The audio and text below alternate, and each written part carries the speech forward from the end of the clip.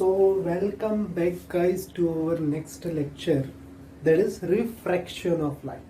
तो हमने अपना रिफ्लेक्शन का जो टर्म था that is related to mirror वो हमने अपना कवर अप कर लिया. आज की क्लास में हम देखेंगे रिफ्रैक्शन ऑफ लाइट. तो सबसे पहले इसके डेफिनेशन को समझते हैं कि रिफ्रैक्शन ऑफ लाइट क्या है. तो सबसे पहले डेफिनेशन लिख लीजिए. दैट इज जब भी आपका रे ऑफ लाइट, पहले आप एक्सप्लेन कर देता हूं, मैं आपको एक्सप्लेन कर देता हूं कि जब भी एक रे ऑफ लाइट एक मीडियम से दूसरे मीडियम में ट्रेवल करता है तो इस फिनोमिनन को ही कहते हैं refraction of light.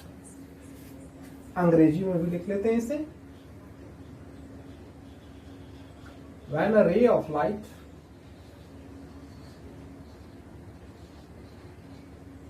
travels from one medium to another,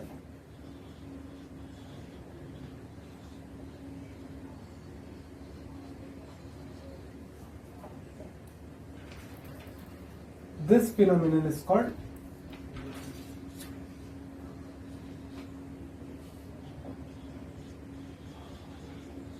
refraction of light.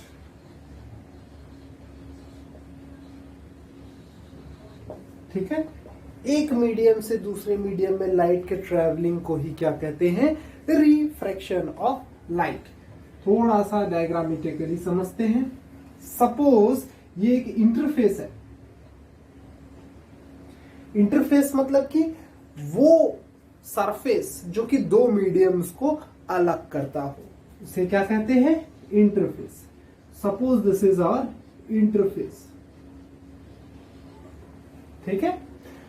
ऊपर में कोई मीडियम 1 है, नीचे में कोई मीडियम 2 है. ठीक है. सपोज कोई रे ऑफ लाइट आया ऐसा. ठीक है. जिस भी पॉइंट पे आपका ये रे ऑफ लाइट पड़ रहा है इस इंटरफेस पे, वहां पे एक नॉर्मल बना लीजिए. नॉर्मल यानी 90 डिग्री. तो ये रे ऑफ लाइट मीडियम 1 से आया, इंटरफेस पढ़ने के बाद अगर ये सेम मीडियम में ट्रैवल कर जाता, इधर निकल जाता, तो इस फिनोमिनन को क्या कहते हैं? रिफ्लेक्शन. और यही रे ऑफ लाइट एक मीडियम से दूसरी मीडियम में चला जाए तो इस फिनोमिनन को क्या कहते हैं? रिफ्रैक्शन. ठीक है. समझ में आया आपको रिफ्रैक्शन का टर्म? ओके. अब देखिए, ये जो मैं मीडियम 1 और मीडियम 2 बोल रहा हूं, ये मीडियम 2 तरीके का होता है. अब ये मीडियम 1 और मीडियम 2 में क्या डिफरेंस है? ठीक है. तो मीडियम 2 तरीके के होते हैं. यहीं पे आपको मैं एक्सप्लेन कर देता हूं. एक होता है रेयरर और एक होता है डेंसर. अब रेयरर और डेंसर क्या है? जिसकी डेंसिटी कम होती है, जिस मीडियम की डेंसिटी कम होती है वो रेयरर कहलाता है.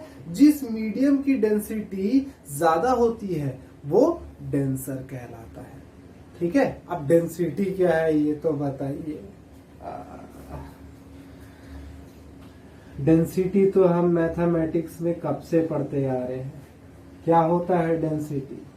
Mass by volume. ठीक है. यहां पे भी वही वाला है क्या? जी बिल्कुल वही वाला है. यानी कि एक पार्टिकुलर वॉल्यूम में कितना मास है उसी को कहते हैं डेंसिटी. ठीक है. सपोज डेंसिटी के टर्म के लिए मैं आपको क्या, चलो यहीं पे डायग्राम बना करके, सपोज ये 2 बॉक्सेस हैं, दोनों का साइज मान लीजिए बराबर है. दोनों का साइज बराबर है यानी कि वॉल्यूम दोनों की क्या है? बराबर है. यानी डेंसिटी के फॉर्मूले में मास बाय वॉल्यूम है. वॉल्यूम डिनोमिनेटर, डिनोमिनेटर दोनों का क्या है? बराबर है. सपोज यहां पे मैंने 1 kg मास डाला और यहां पे मैंने 2 kg मास डाला. ठीक है. तो अब आपसे पूछूंगा कि किसकी डेंसिटी ज्यादा है, तो आप बोलोगे 2. न्यूमरेटर बड़ा है ना, दोनों का डिनोमिनेटर सेम, मास यहां पे बड़ा है, तो डेंसिटी क्या होगी? इस वाले की ज्यादा होगी इसके कंपैरिजन में. ठीक है. तो इसी टर्मिनोलॉजी से समझिए, जिस भी वॉल्यूम में मास ज्यादा हो उसकी डेंसिटी ज्यादा होती है. ठीक है. तो डेंसर मीडियम यानी कि वहां पे डेंसिटी ज्यादा होगी, रेयरर मीडियम यानी कि वहां पे डेंसिटी कम होगी। ठीक है, तो मीडियम का कंसेप्ट आपको समझ में आ गया। एक रेयरर होता है, एक डेंसर होता है। यहाँ पे मैंने नॉर्मल टर्मिनोलॉजी यूज किया है, मीडियम 1, मीडियम 2। ठीक है, आइए इसी कंसेप्ट को और डीप में जानते हैं। डस्टर कहाँ गया? यहां है। ओके, हो गया होगा, मिटा देते हैं। चलो, इसी कंसेप्ट को दो पार्ट्स में मैं डिवाइड कर देता हूं। This is interface, this is interface, this is normal to the surface, this is normal to the surface. ठीक है, this is incident ray, this is also incident ray. ठीक है, ये कौन सा रे है? Incident ray. एंगल मेड, अब हमने पहले पढ़ चुके हैं कि angle made by incident ray with normal is called angle of incidence. Angle made by incident रे and normal is angle of incidence. Suppose ये रेयरर मीडियम है, ये डेंसर मीडियम है, तो ये रूल याद रखिए। क्या है rule? Whenever a ray of light travels from rarer medium to denser medium, it bend towards the normal, normal की तरफ मुड़ता है। ठीक है, इसका उल्टा, whenever a ray of light travels from denser to rarer, it bend away from normal. ये है normal, यानी कि समझते हैं यहां पे ये इंसिडेंट रे ऑफ लाइट है, इसको जाना कैसा चाहिए था? कायदे से ऐसा सीधा सीधा सीधा सीधा निकल जाना। ठीक है, लेकिन रिफ्रैक्शन का फिनोमिनन क्या कहता है कि जब भी कोई रे ऑफ लाइट रेयरर से डेंसर मीडियम में ट्रैवल करेगी, ये नॉर्मल की तरफ मुड़ जाएगी। It will bend towards the normal, this is normal. तो ये रे ऑफ लाइट समथिंग कुछ ऐसा निकल जाता है। ठीक है, सिमिलरली यहां पे भी समझिए, ये रे ऑफ लाइट को कैसा जाना चाहिए था? ऐसा ऐसा ऐसा ऐसा ऐसा ऐसा ऐसा निकल जाना चाहिए था। लेकिन whenever a ray of light travels from denser to rarer, it bends away from normal। ये है नॉर्मल, नॉर्मल से दूर हो जाएगा, यानी कि ये रे ऑफ लाइट समथिंग कुछ ऐसा निकल जाता है।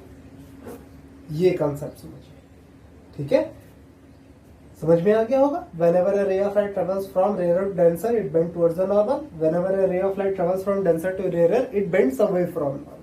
ठीक है, ये कॉन्सेप्ट क्लियर है। तो ये था, this is all about simple concept of refraction of light. कर लीजिए इसे।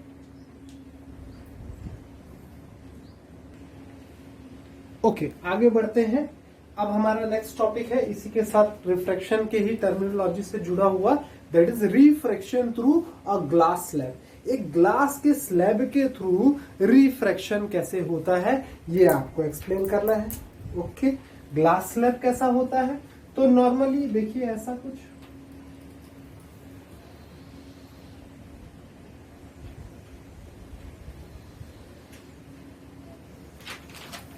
This is our glass slab. ठीक है, नाम दे देते हैं A B C D।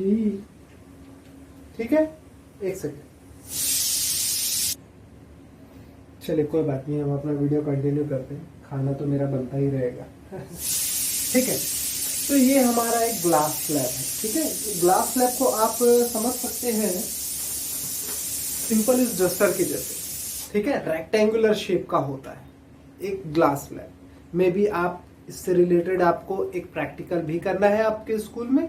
ठीक है, तो ग्लास स्लैब कैसा होता है? एक रेक्टेंगुलर ग्लास का पीस होता है। इसके थ्रू हमको क्या करना है? रिफ्रैक्शन के फिनोमिनन को समझना है। ठीक है, तो मान लीजिए ये ऐसा ग्लास स्लैब रखा है, एक इंसिडेंट रे ऑफ लाइट यहां पे पड़ता है। ठीक है, तो ये इस ग्लास स्लैब का अपर सरफेस है AB और ये CD लोअर सरफेस। ठीक है, इसे इस तरीके से इमेजिन करके समझिएगा। So suppose this is our normal to the surface. एक इंसिडेंट रे ऑफ लाइट इस पॉइंट पे आता है ऐसा। ठीक है, and angle made by incident ray with normal is called angle of incidence. So this is I1। ठीक है, इस रे ऑफ लाइट को कैसे निकल जाना चाहिए था? सीधा सीधा ऐसा। जाना चाहिए था, लेकिन क्योंकि ये क्या है, ग्लास है, ग्लास के बाहर क्या है, एयर है, तो मैंने बोल दिया ये एयर है, ये ग्लास है, ये फिर से इधर क्या है, बाहर में एयर है। ठीक है, एयर है यानी कि ये कैसा मीडियम होगा, रेयरर मीडियम, और ग्लास है मतलब ये कैसा मीडियम होगा, डेंसर मीडियम। ठीक है, ये एयर है, अगेन ये भी क्या होगा, रेयरर मीडियम। ठीक है, तो अगेन फिर से वही कंसेप्ट हमारा, whenever a ray of light travels from rarer to denser it bends towards the normal। ये रे ऑफ लाइट ऐसा जाना चाह रहा था, लेकिन ड्यू टू रिफ्रैक्शन जहां पे रे ऑफ लाइट रेयर से डेंसर जा रहा है, ये नॉर्मल की तरफ मुड़ जाता है, समथिंग लाइक दिस। ठीक है, तो ये क्या हो गया मेरा, एंगल ऑफ रिफ्रैक्शन, इसे मैंने बोल दिया, टर्म दे दिया R1 नाम दे दिया। ठीक है, अब ये रे ऑफ लाइट यहां तक पहुंचा, यहां पे एक और सरफेस मिल गया इसे, तो यहां पे फिर से रिफ्रैक्शन होगा ना, बिल्कुल होगा। तो यहां पे सपोज एक और नॉर्मल ड्रॉ कर लेते हैं हम। ठीक है, अगेन वही concept, whenever a ray of light travels from denser to rarer it bends away from normal। ये नॉर्मल से दूर हो जाता है और ये कुछ ऐसा निकलता है। ठीक है, तो ये एंगल सपोज इसे मैंने बोल दिया R2, और ये जो फाइनल रे निकलता है, 2 बार रिफ्रैक्शन होने के बाद जो फाइनल रे निकलता है, इसे कहते हैं इमर्जेंट रे।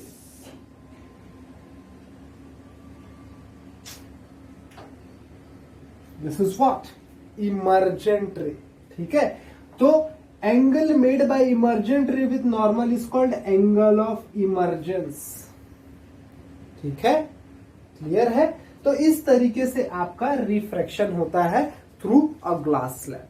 ठीक है, अब यहां पे एक इंपॉर्टेंट कंक्लूजन निकलता है, क्या है, तो इंपॉर्टेंट कंक्लूजन ये निकलता है कि जो हमारा पहला रे था, दैट इज इंसिडेंट रे, इसको ऐसा ट्रेवल होना था।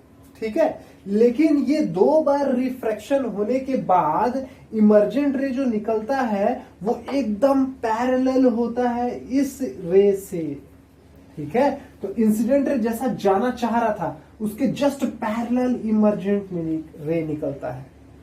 तो ये जो डिस्टेंस होता है इंसिडेंट रे और इमर्जेंट रे के बीच का जो डिस्टेंस होता है, इस डिस्टेंस को कहते हैं लेटरल शिफ्ट।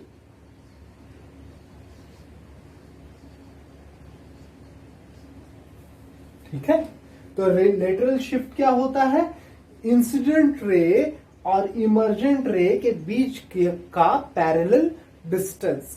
ठीक है, इनके बीच का ये जो डिस्टेंस होगा, इसी को क्या कहते हैं, लेटरल शिफ्ट। ये दोनों रेज हमेशा पैरेलल होंगे, ये याद रखिए, हमेशा पैरेलल होंगे। ठीक है, ये पहला कंक्लूजन। दूसरा कंक्लूजन यहां पे क्या निकल के आता है कि जो आपका एंगल आई है वो बराबर होगा एंगल ई के, यानी कि angle of incidence is always equal to angle of emergence. ठीक है, तो ये आपका दूसरा कंक्लूजन है। तो यहां पे कुछ कंक्लूजन्स जो हमने निकाला है इस एक्सपेरिमेंट को करने के बाद, वो आपको मैं लिख करके बता देता हूं। फर्स्ट वन इज इंसिडेंट रे and emergent ray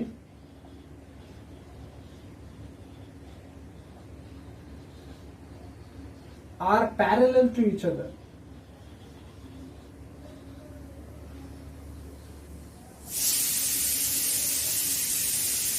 and distance between them is called lateral shift. ठीक है, और हमने क्या कंक्लूजन निकाला कि angle of incidence is always equal to angle of emergence.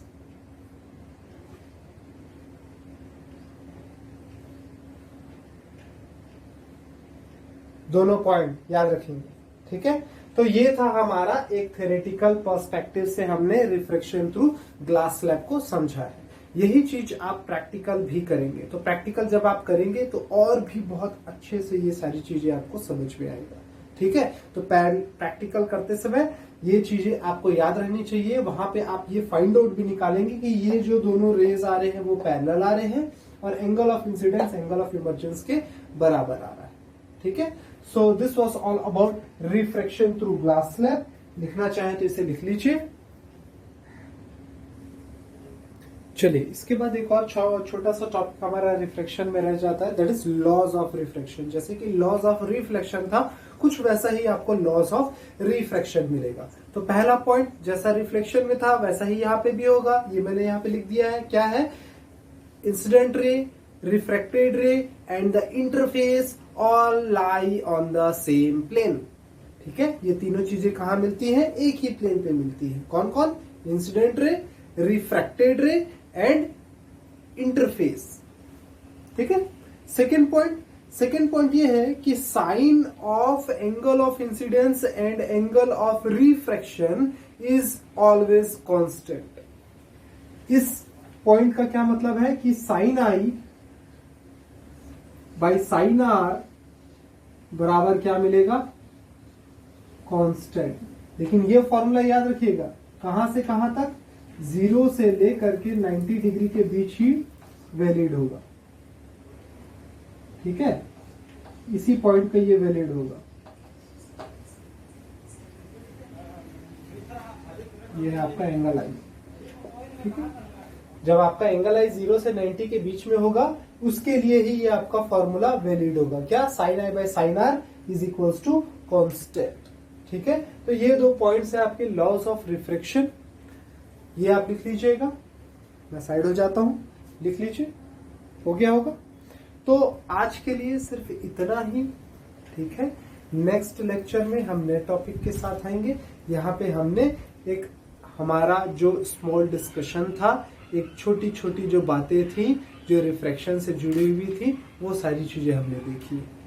ठीक है, तो आज के लिए सिर्फ इतना ही। नमस्कार।